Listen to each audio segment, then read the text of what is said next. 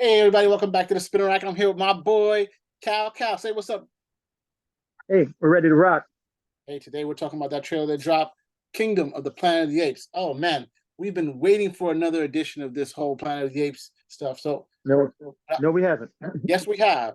And now that Disney owns Fox, I hope this is going to be a whole new franchise. Right? They did their first trilogy movies. This is going to be the next ones. So let's check it out. Let's start off from the beginning. Selector is not here, so I guess I'm the selector now. Say it,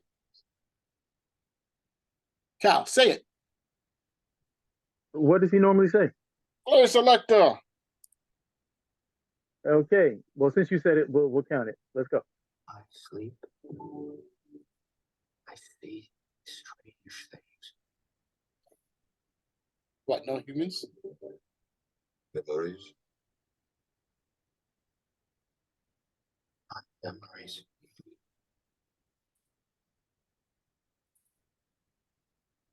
No things. I see everything.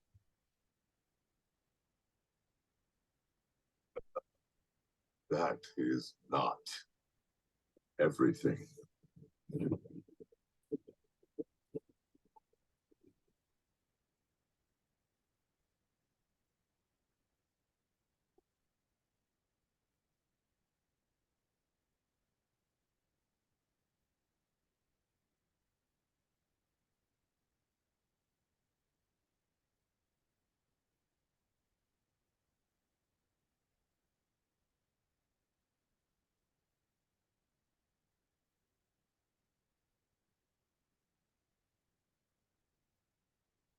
Oh no.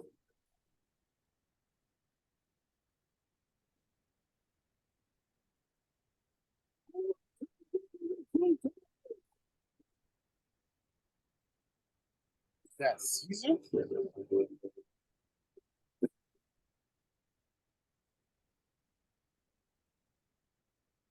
Dude, that looked good.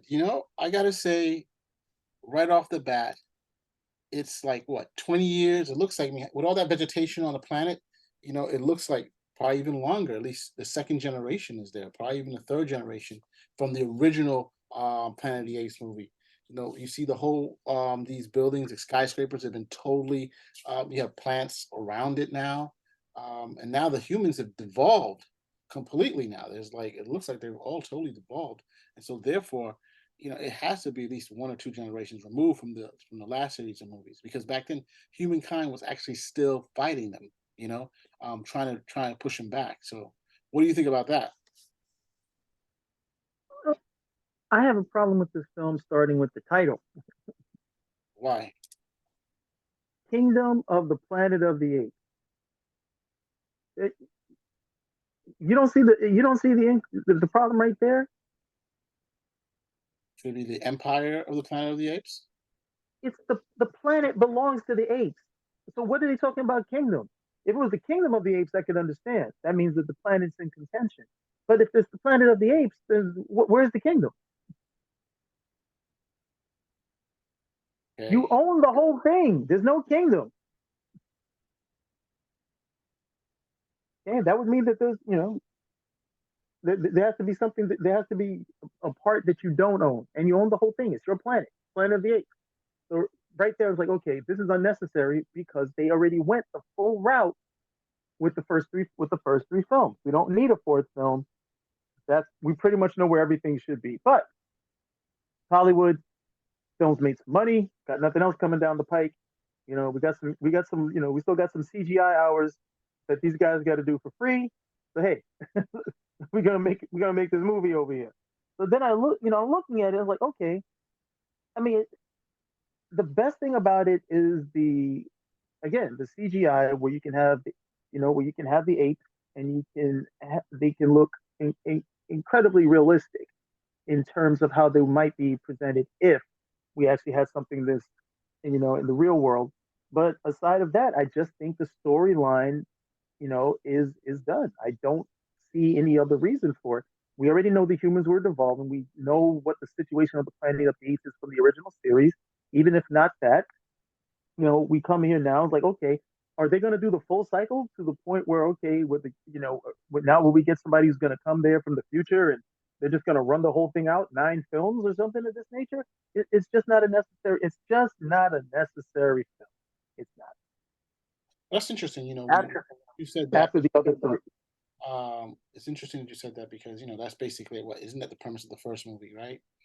And here you have, I mean, so reading the I guess the premise, they're saying basically several generations since Caesar, right? That the apes have taken over. Humans have basically become feral, and now the leader of a coastal, the king of a coastal group of apes, Proximus Caesar. He's looking for human technologies, and I guess the main character that we're looking at is a character named Noah, a common chimpanzee, who embarks on a harrowing journey alongside a human named May to determine the future for apes and humans alike. One thing I get from looking at this is that it reminds me, yes, of course, it's a flashback where you're going to have um, humans. Remember the humans who stayed underground with the nuclear weapons and stuff like that, and so they got The messed up. mutants. Huh? The mutants. The mutants, right? So, I mean, I've heard that's probably who's going to be in the movie, but it makes sense that that's what's going to happen. But I'm all for it. I like to see a new interpretation of what this is all about. So, I think that it's a good thing. I'm all for it. So I said big thumbs up if they can do it and pull it off.